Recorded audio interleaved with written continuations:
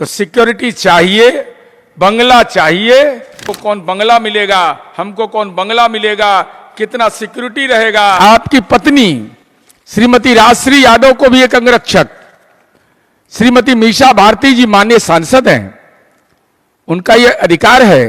गृह विभाग के संकल्प संख्या 3663 के 2/5/2017 के अनुसार 3 अंगरक्षक उनको उपलब्ध है।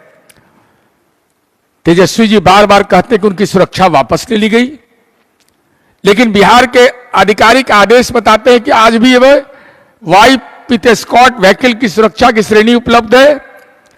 राबड़ी देवी जी को Z+ सुरक्षा, लालू प्रसाद जी को Z+, तेजस्वी जी को Y+, राजश्री जी को महिला अंगरक्षक, मीसा भारती को 3 अंगरक्षक। तो सुरक्षा हटाने का झूठा प्रचार क्यों? आप पत्र लिखकर दे दीजिए कि हम सुरक्षा नहीं लेंगे, तब बात समझ में आती। लेकिन सुरक्षा कर्मी इस गर्मी में और तपिश में, वह भी मनुष्य है, वह तपिश में ताप सहता रहे, पेड़ के नीचे बैठा रहे, लेकिन आप उनको ड्यूटी पर नहीं आने के बजाय कहते हैं कि सुरक्षा मेरी वापस ले ली गई है। तो हम अनुरोध करेंगे कि आप लिखित रूप से अपने मुद्दों पर कायम रहिए। सुरक्षा वापस ले ली गई है तो प्रमाण दिखाइए, अगर नहीं ली गई है तो वापस करने का प्रस्ताव भेजिए। मकान आपकी पार्टी ने कहा नहीं खाली करेंगे। महुआ बाग, कौटिल्य नगर सहित पटना में मकानों की श्रृंखला और संपत्ति की श्रृंखला है, तो आपकी पार्टी ने तो कहा कि नहीं खाली करेंगे, तो अब कैसे कह रहे हैं? भ्रम का बादल पैदा करना, सहानुभूति, मकान, बंगला, सिक्योरिटी, यही राजनीति का मापदंड है। यही मुद्दों की राजनीति की बात आप करते थे कि पढ़ाई, दवाई, लिखाई, और जब मौका मिला तो मकान, सिक्योरिटी, इन्हीं सब की चिंता होने लगी है। इसलिए हम अनुरोध करेंगे तेजस्वी जी से कि मान्यवर तेजस्वी जी, अब विलंब के ही कारण कीजिए। मलमास की अवधि खत्म हो रही है।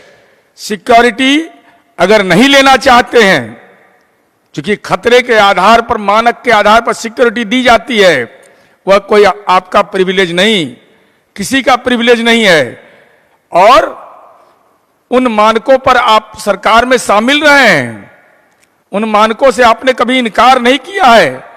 तो सिक्योरिटी चाहिए, बंगला चाहिए, 39 नंबर हार्डिंग रोड जाइएगा, नहीं जाइएगा। आपकी पार्टी ने कहा है कि हम बंगला खाली नहीं करेंगे, तो किस बात पर आप कायम हैं, इसको बिहार की जनता के सामने स्पष्ट करिए। नंबर 1 कि क्या आपके पास सुरक्षा उपलब्ध है? अगर उपलब्ध है, आपने वापस लेने की बात मीडिया में कही है, तो वापस लेने का पत्र आप जारी करेंगे। नंबर 2, आपकी पार्टी ने कहा कि हम 10 नंबर सर्कुलर रोड को खाली नहीं करेंगे, तो क्या अब भी अपने वचन पर आप कायम हैं?